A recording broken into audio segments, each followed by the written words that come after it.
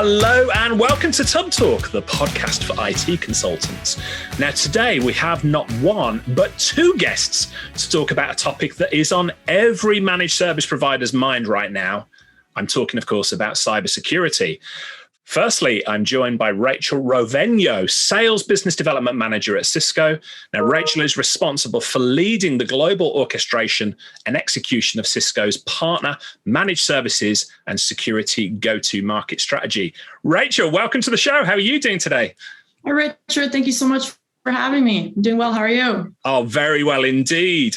Next, I'm joined by Andrew Morgan, who is the founder at the Cyber Nation, a community built specifically for MSPs and MSSPs.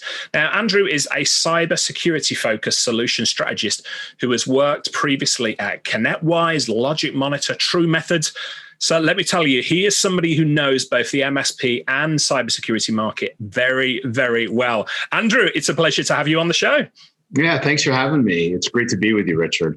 Oh, the honor is all mine. Right, let's jump straight in here. Andrew, let me turn to you first. How, I alluded to it in your introduction. How would you describe the current state of the cybersecurity market for MSPs? Well, I think it's a great question. And I use the analogy of Charles Dickens' A Tale of Two Cities, Richard. And Here's what I mean by that. So on one hand, I couldn't be more bullish for MSPs. And these MSPs I'm speaking of specifically are MSPs who are myopically focused on their own business as client number one, who have built an internal security culture, have a strong internal security program. They've implemented strong controls, security controls, along with frameworks and the corresponding policies of those controls. If you think about it, it's incredibly difficult if you haven't done that to have command over what it means to do that in a business, and then therefore have a conversation with a customer and or a prospect. The ones that have incredible confidence in order, when having those conversations, and it's something you can't fake, right? So these organizations understand cyber resilience, being able to remain operational, everything that we call right of boom, post-incident, being able to, be operational in adverse conditions. So they have incident response plans, they've operated tabletop exercises. And these are the MSPs you're seeing add 25% MRR year over year. And how do we know this? In the cyber call, which we've been doing north of a year, we have almost 3,800 MSPs in that community, MSP and MSSPs. We get a really good sign of what's going on. We also have Gary Pica as a co-host who has a very large group of MSPs that he coaches and mentors. And a lot of these stats are from the 200 in his peer group. Lastly, I'll say the other city, I'm not so hopeful for, and it's not that you can't change and get going now. But what I mean by that is, and again, I'll refer to the cyber call, yesterday's cyber call, we talked about that right now with the sweeping changes in cyber insurance, you need to be in front of every single customer and prospect. So if you are one of the MSPs who I just spoke of first, you have high operating margin, you are doubling down on your sales and marketing, and you're in front of a lot of prospects, asking some very tough questions, making that end customer really question what's going on with the current MSP. When you have a very mature MSP or MSSP asking, so tell me how your current MSP has built and worked with you on your incident response plan. Tell me how often you've actually tested it. Who's assigned roles? What are the first calls you make, et cetera. When they're asking those questions and there's a blank stare, that's an issue if you're one of the latter MSPs I'm talking about. Yeah, and challenging times, it's got to say, for the managed service provider market. I used to run an MSP, sold that business over 10 years ago now, and I look at the state of cybersecurity back then to where they are now, And I must say, I feel a little bit sorry for the MSPs around today because way more challenging, way more threats, I would say. Absolutely. Yeah. And a lot more to do. A lot more to do. Let's break down a couple of the acronyms as well, first of all. So we talked about MSP, Managed Service Provider.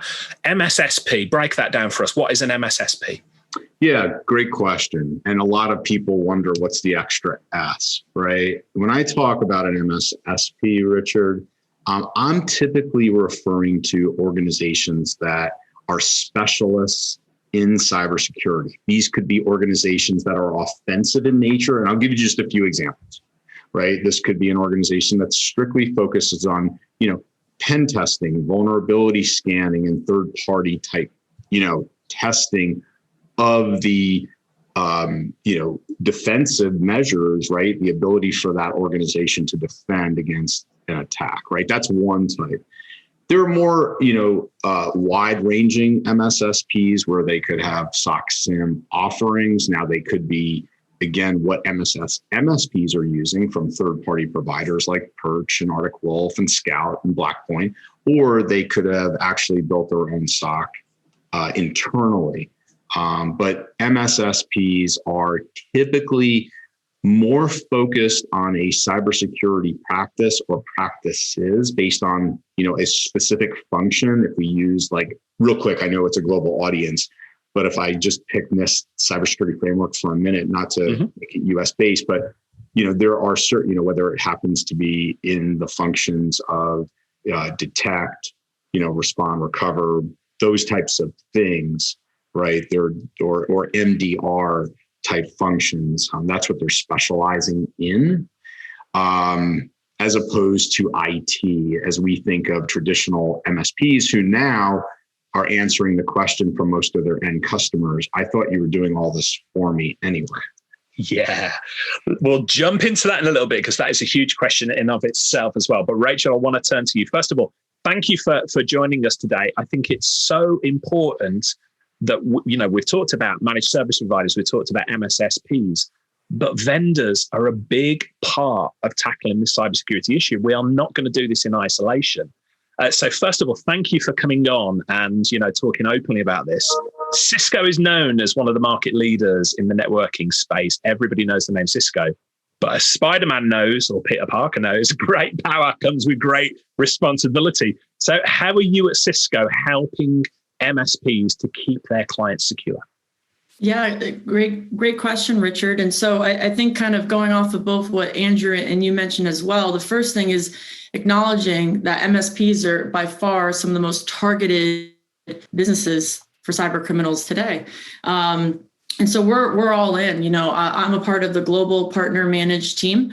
And so if I really break it down, we want to focus on the people, the processes, and the technology that our MSPs, are working with. So how are we going to do that? We're super heavily focused from a people arena in the communities, getting involved, making sure that we're being transparent about the investments that we have for MSPs and what we're doing to help protect and secure them when it comes to processes, ensuring, whether it's offer simplification, operational, processes and enhancements that we're doing from a technology perspective as well to help secure their end customers as well as themselves. So I think the biggest thing for us too is education, making sure that we're going all in, not only for the MSPs, but we're educating, all the way down as well to the end users and having these types of conversations on a global platform for everybody to understand that we have these investments, we're moving forward and we're helping secure from every aspect. It's critical that all three of these functions align for an MSP or for any business to be fully functioning and secure. And those of us who have been in the security world long enough know that anybody with enough time, computing power, and determination is going to get in. So it's a matter of reducing risk everywhere that we can across the people, processes, and technology. Yeah. Now, you mentioned any of us who have been working in this industry for a while. You graduated from the University of Maryland, didn't you, with a degree in cybersecurity, and you've sort of started your career in engineering, you transitioned into business development, strategy planning. So I know you've helped thousands of MSPs now achieve a clear understanding of how to use IT, generate profitable results, that sort of thing. Let me ask you this. What has changed in the time that you've been in this industry working at Cisco? I alluded earlier on that when I was an MSP, it certainly wasn't easy, but it seems a lot harder now to deal with cybersecurity. What has changed that you've seen over the past few years?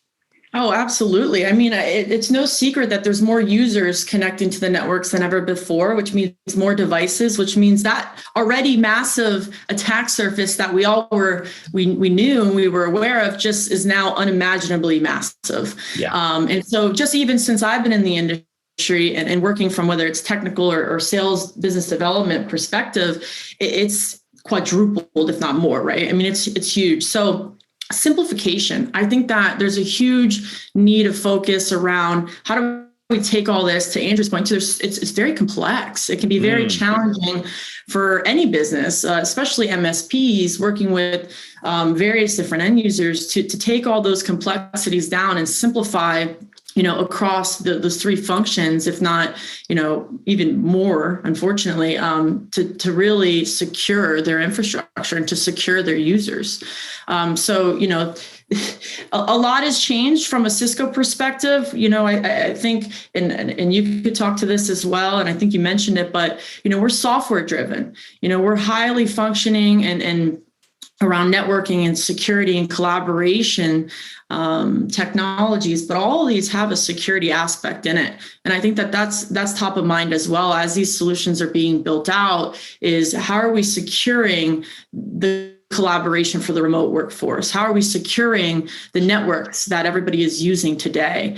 And so not only is there more to secure, but the way we procure these solutions is changing. And I think that's another one that's very, that's changed quite a bit is the procurement models. And, obviously as a partner managed individual supporting this industry, there's a huge focus there in making sure we can simplify those processes. Andrew, Rachel spoke about from the vendor perspective what they can do, but in your opinion, what should MSPs be doing right now to keep themselves and their clients safe? Give me some practical, real world advice that MSPs listening to this can go away and say, hey, we'll make these changes. Yeah. Here's, I can't state this enough, and I already said it once, Richard, you have to make your MSP customer number one. I mean, let's think about this for a second. If you're an MSP, more than likely you have an RMM tool, fair? So you have the most powerful malware delivery mechanism on the planet. And guess what? The nation states, the APT groups, are evil, right? They know this. They've known this probably since around 2016, and they know how to use these tools better than the actual vendors. I might, just go out on a limb and saying, and that's not a disrespect right to the vendors. These are highly motivated, highly paid organizations that understand every facet of these tools. So if you're an MSP and you're not focused myopically on your own cyber hygiene and your own cybersecurity program internally, you're the biggest threat. So again, because you have that tool on everybody's environment, that means you have command and control. And again, that means the threat actors, know this. And, I would say that you asked about practical things. So once a quarter, our group, when I say our group, the cyber call with folks like Ryan Weeks, who is one of the best cyber practitioners I've come across in years, the CISO of Data, Wes Spencer, CISO of Perch. We do some type of special type cyber event. This past quarter, we did one on threat modeling. And ironically, Richard, we did it 3 days before the Kaseya incident. And the threat actor we chose was called Gold Southfield. And Gold Southfield's other name is Are Evil. We had MITRE. For those of you out there, that is MITRE is, the warehouse of the vulnerability database, the MITRE attack framework, but they also have the threat informed defense group. So they were on this, and I can give you these URLs for the webinar for people. Yeah, we'll put them in the show notes.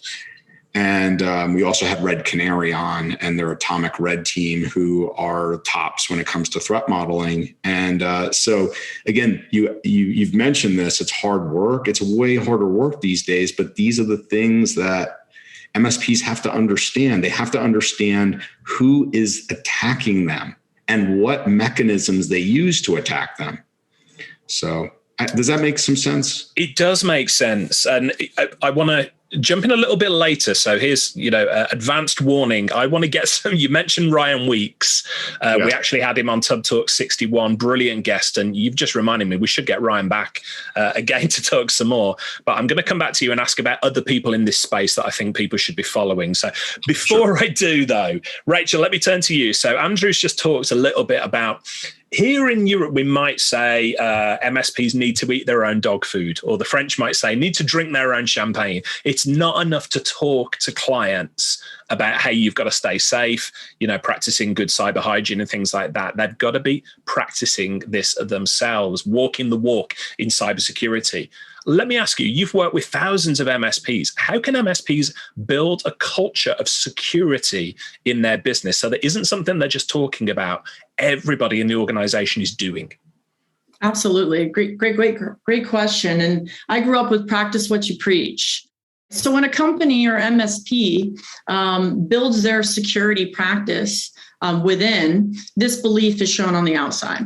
Right. We see it. And this is something we do at Cisco. Right. So we're working heavily on enablement internally, as well as we are going external to the MSPs and the partner community as well.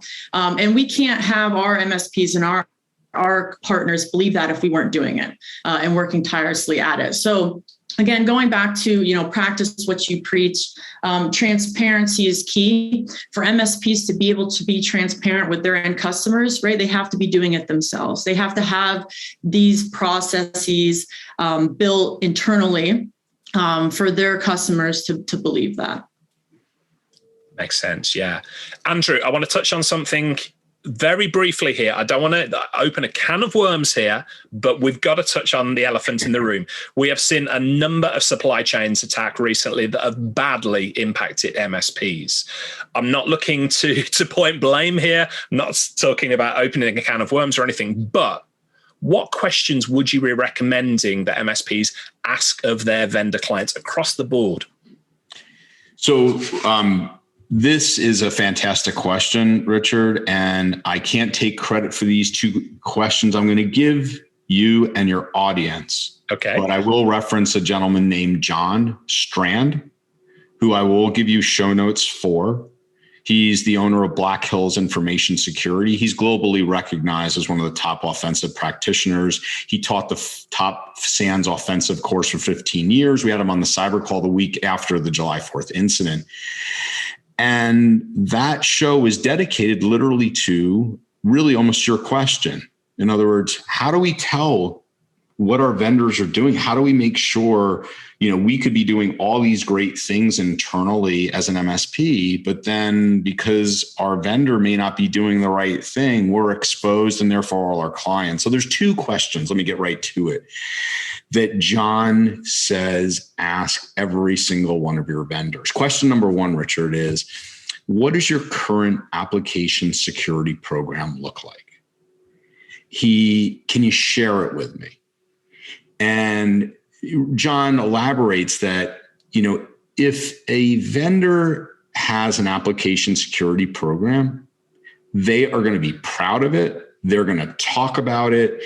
They'll probably talk about things like I'll just give you the acronym and I'll explain it. Their VDP, their Vulnerability Disclosure Program. Do they have bug bounties? Do they have rewards? How do they do their software? Their SDLC, their secure lifecycle program for their software. They're going to be very proud of those things. John says, if they say, well, it's proprietary, we can't share anything about, his comment, run for the hills. The second thing, asked for a letter of attestation from their most recent pen test from a third-party provider. He said, they don't have to disclose, here's our specific vulnerabilities, et cetera, because as we know, there's typically a 90-day moratorium on what the actual vulnerability that may be disclosed, and in good faith they're working on it, et cetera. But again, if Rachel mentioned transparency. Again, if a vendor is upfront and proud of, hey, look, we do third-party tests on this kind of recurring basis. Here's our most recent letter of attestation. Here's an NDA to sign probably to get it, et cetera, et cetera. Again, if they are going to be ambiguous on answering that, John says run for the hills. Very interesting. Thank you. And we'll include details to all of that in the show notes as well. So anybody wants to go and check that out a little bit more, they can. Rachel, let me turn to you. We're a very optimistic show here. Normally, I should say on Tub Talk, we're very positive, very optimistic about things. So I want to change the mood a little bit here, because we've talked about all the things that are challenging at the moment for MSPs, all the things that are challenging for vendors. But let's be honest, MSPs and vendors are not the only people with cybersecurity on their minds right now. Small businesses, organizations everywhere are thinking about cybersecurity. So is this a great opportunity for MSPs to be having conversations with clients? What does that opportunity look like? Yeah, absolutely. I mean, and I hate to take it back, but I think that security is more of a necessity at this point as well than an opportunity. And not just for businesses, but for individuals, for users. And there's a huge focus on that as well. So I think that there's an opportunity for MSPs and for businesses to better educate their end users on the technology, on the processes, and on the why. Because it's top of mind going all the way down today beyond just the businesses and the high level and the CEOs, the CISOs. It's a user issue as well, and so user training, implementing different routes and incentives to be able to educate their end users to get involved. I think there's a huge opportunity for that, and I think that we're seeing opportunities grow when we enable others to teach and to learn these concepts as well. Yeah, makes a lot of sense. Andrew, I want to ask a question of you, and it's to do with cybersecurity insurance. So my view on this at the moment, and please tell me if I'm completely wrong here. In fact, I'd encourage it. I have been telling MSPs to build up relationships with cybersecurity insurance brokers, specialists, because my view on this is that we can do everything we can possibly do, but there is no way we can cover all bases for clients. So what place does cybersecurity insurance have for MSPs, if at all? Well, it has a huge space for MSPs. The last two cyber calls, again, I'll give you the show notes, Richard, again, if you want to see them, were dedicated to cyber insurance. And let me explain why, and I'll try and be as brief as I possibly can for this. So number one, there are sweeping changes post the July 4th incident, specifically around cyber insurance. And it was basically a culmination. We had Lockton, Richard, on, who is the largest insurance broker in the world. And we had their CISO, who's right in your neighborhood, Peter Ursig, who was a CISO of one of the big telcos in the UK. I forget, I'm drawing a blank in the second, BT and Visa, et cetera. Okay. But so here's the thing. The answer is absolutely, to your question, they should. I'll give you a staggering statistic, and we've done this now 3 times on the cyber call. We asked, yes or no, if all of your clients have cyber insurance. 80% of MSPs do not know whether their clients do or don't have cyber insurance across the board. Now, a few stats about that. The first time ever brokers, at least in the US, we had Justin Reimuth of TechRug, who has over 1,800 MSPs having cyber policies with him. The first time ever he's been capped temporarily at $2 million in coverage. So in the history of doing this. Secondly, we've looked at the cyber insurance renewals and what the questionnaires look like, Richard.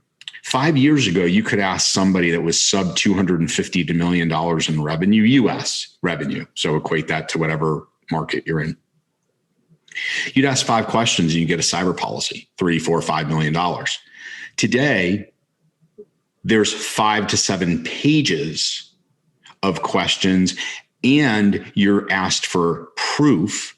So why this is important to MSPs is a few reasons. Number one, if your customer doesn't have cyber insurance and there's an adverse event, again, the States is very litigious. I'm going to refer back to what I know, Richard, not necessarily globally, but the States is very litigious. And the attorney, there's more than likely, going to be some bad things happen, but the attorney's going to sit there across from that MSP and say, look, my client had to pay personally out of pocket. They didn't have cyber insurance. But let me ask you a question. Why didn't my customer have multi-factor authentication? I mean, that's like, going to a doctor and saying, I'm going to tell you what I should have. Right. So it's not a good answer and it's not defensible. And lastly, why it's so bullish right now to be in front of every customer with potentially an insurance broker is because the controls are becoming so, what's the word I want to use here? Onerous in nature, Richard. It's a good thing. You can actually increase your MRR monumentally right now. We are seeing things like if you want a policy, you need logging.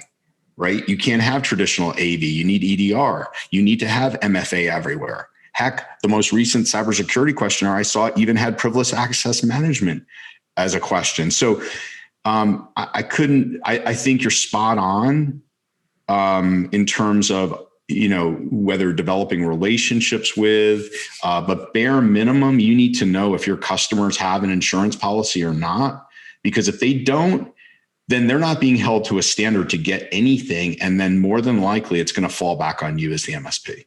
Yeah, makes sense. I've heard a lot of MSPs say to me when I've had the conversation with them about cybersecurity insurance, we are the insurance for our clients. And that really terrifies me, Andrew, because I'm like, well, who's got your back? Who's the safety net for you? You couldn't possibly keep up with everything that's going on. So I'm so glad that you are encouraging people to seek out these things as well. So, Rachel, you have been hugely respectful. Now, when we get vendors on the show, the first thing they do is talk about, well, we've got this, we've got that, we've got the other. So first of all, thank you for being so respectful, not sharing everything. I am asking you specifically now, though, in terms of Cisco resources, is there any resources you'd like to give a shout out? Any resources you want to point people to in terms of Cisco sponsored training? Anything that can help our listeners with their cybersecurity? Yeah, no, absolutely, Richard. And I appreciate that. So, we're, like I said, from a partner managed perspective, we're going heavily into enablement.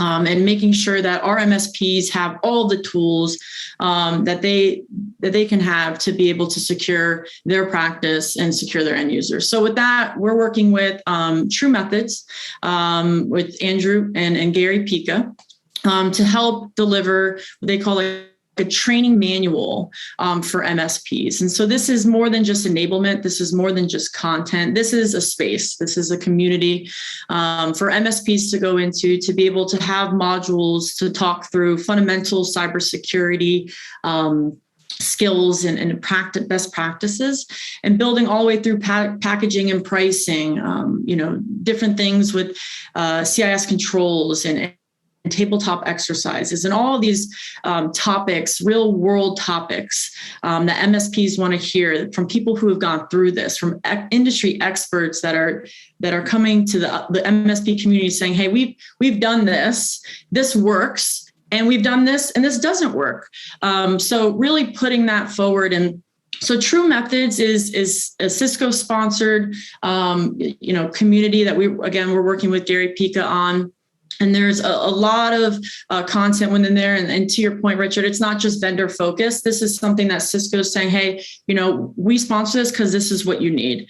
And this is what the community needs. And I'll give the URL for that. So TruMethods.com/Cisco. Go and check this out. So I'm really glad you shared this, because I've seen the work that Andrew and yourself have put into this resource, and Gary and everybody else. It is absolutely phenomenal. I want to clarify that though. Is that open to Cisco partners, or is it open to anybody? It's open to anybody. Yep. All partners, all MSPs, anybody that, can use it, please do. Wow. Let me ask a specific question as well. I've had a lot of MSPs asking me, and a little bit to the point Andrew made about, the reams of paperwork that MSPs have to put together now for cybersecurity insurance, and their clients have to put together. I've had a lot of MSPs ask me if I can point them towards a good incident response plan. Is that something that's included in the aforementioned training? Yeah, absolutely. I mean, okay. like we've said, right? It's not a matter of if, but when. So, when it happens, what are you going to do? What is your plan? What is that plan, and how you keep your business operating? How do you keep your clients secure? How do you reduce ultimately that time to detection in all the different areas of the infrastructure that you have? So yes, incident response plan is included within TruMethods, and there's going to be more content around topics just like that continuously, within that platform and that community. Wonderful. We'll include all the details in the show notes, www.trumethods.com/Cisco. Go and check it out. However, Andrew, you've already mentioned this a couple of times. We mentioned the Cyber Nation. We've mentioned the Cyber Call. You've got a lot going on. We've definitely got to include details of these in the show notes. But tell us more about what is the Cyber Nation? What is the Cyber Call? Why should people go and check it out? Yeah, so these are free resources for MSPs and MSSPs. Richard, we started this, I put it together actually, just a little history right after the pandemic. I work with cyber vendors, some global ones, and on their go-to-market strategies. Well, the first thing we did coming out of it, we put together something called vCyberCon. Back in April of 2020, we had 1,700 MSPs attend the event. It was a 5-day event with a capture of the flag. And basically at the end, we said, should we do something to create something to keep this all going? And, the answer was absolutely. The flagship companies in that were Perch and Huntress. Again, it was 5 days of content. And so I thought about it for about a week and created the Cyber Call. And the genesis of it was, look, let's meet once a week. Let's talk about a specific security domain, a security topic, et cetera.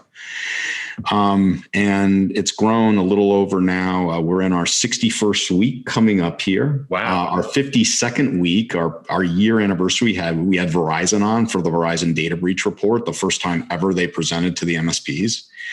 And then we now have, like I said, close to 3,800 in the community.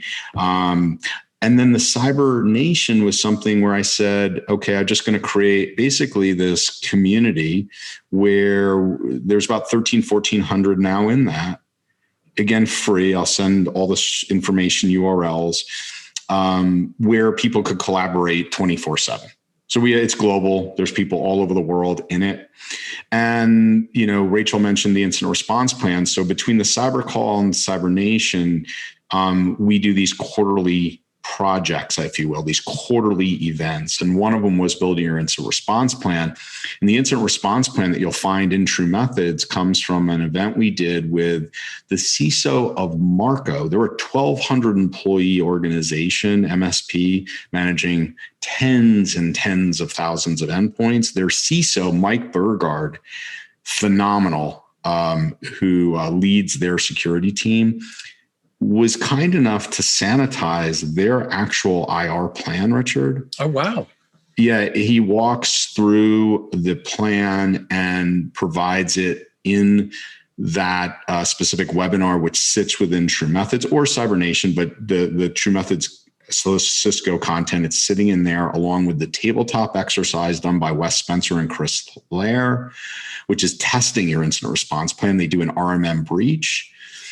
And so, yeah, I hope that gives a quick high level. And then lastly, we started about 5-6 weeks ago, something called the CyberCast. It's a podcast with, I don't know if you've ever heard of Center for Internet Security, CIS controls. They're a global standard. So we have their director of controls. We have Ryan Weeks, Wes Spencer, and we do a podcast dedicated to security controls and policies and how to synthesize them and make them very actionable oriented, because they can be very dry and convoluted. So in 20-30 minutes, we actually distill down and demystify what they are.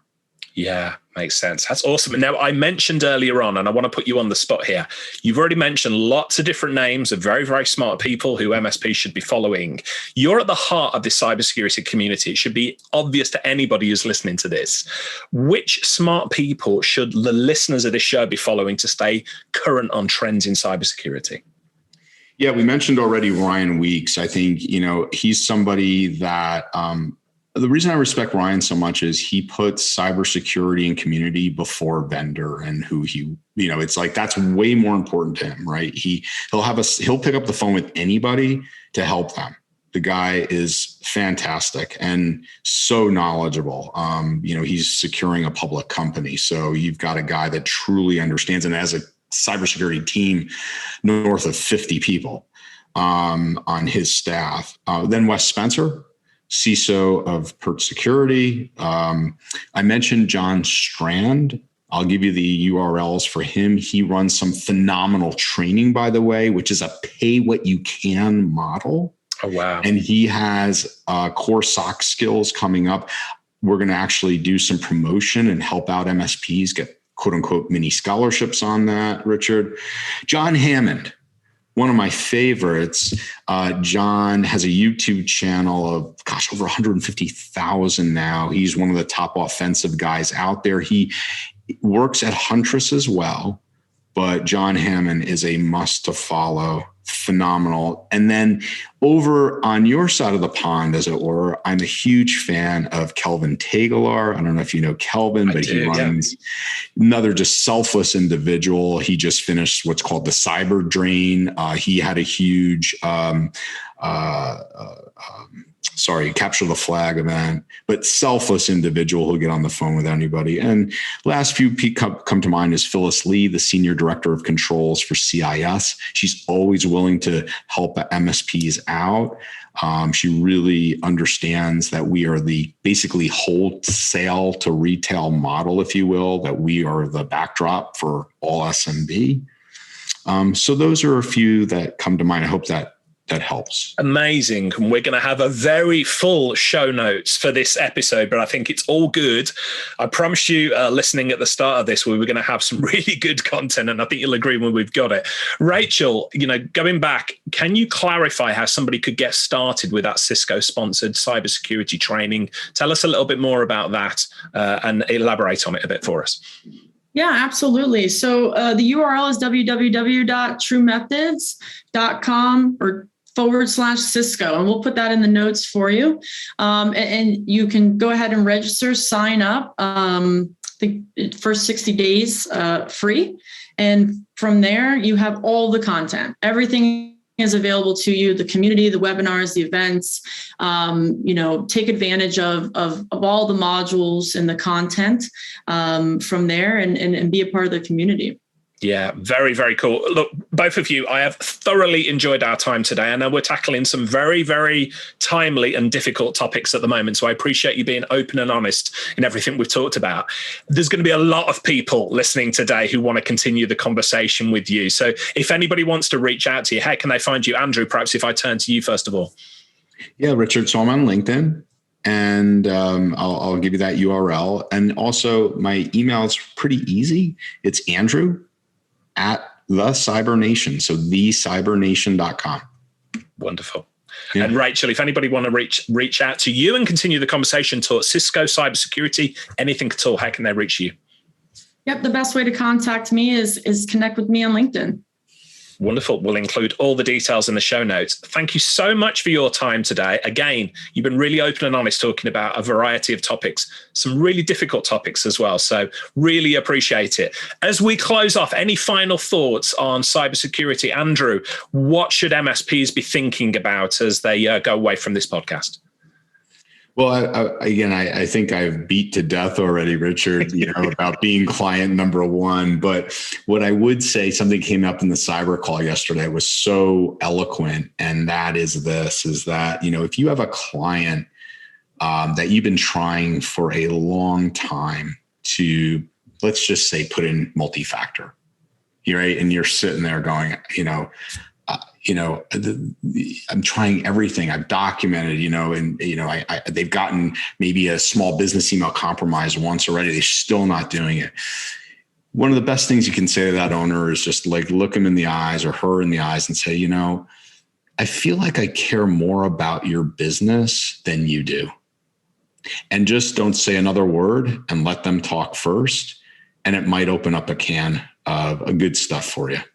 Oh, that is powerful, powerful stuff. You cannot care more about your client's network than they do. Somebody told me that years ago and absolutely agree with it. Rachel, I want to say a personal thank you to you as well. We're seeing vendors get a lot of flack at the moment. I understand why the MSP community, a lot of flack towards vendors. One of the reasons I wanted to invite you on the show is to just show exactly what Cisco are doing. You're putting your money where your mouth is. You are helping the community to be more secure, to grow their businesses. So a public thank you from me to you and the whole team at Cisco. If there's one thing you would want listeners to do, one action to take after listening today, what would it be? It'd be, security isn't just an opportunity, it's a necessity. So check out TruMethods, get involved with the MSP community, check out the content, and start implementing it. Wonderful. Well, thank you both for your time. Really appreciate it. Perhaps the three of us can catch up in, say, 6 months or so. Again, on the podcast, I suspect things will have moved at a pace by then and we'll have plenty more to talk about. But until then, thank you both for your time. Really appreciate it. Thank you so much. Thank you, Richard. Hey folks, Richard here. Thanks for listening today. I know you've got a ton of options for who you listen to nowadays, so I really appreciate your support. Do you have any feedback on this episode? Ideas for future guests? Tweet me at Tublog using the hashtag TubTalk. I respond to every tweet and really appreciate your feedback.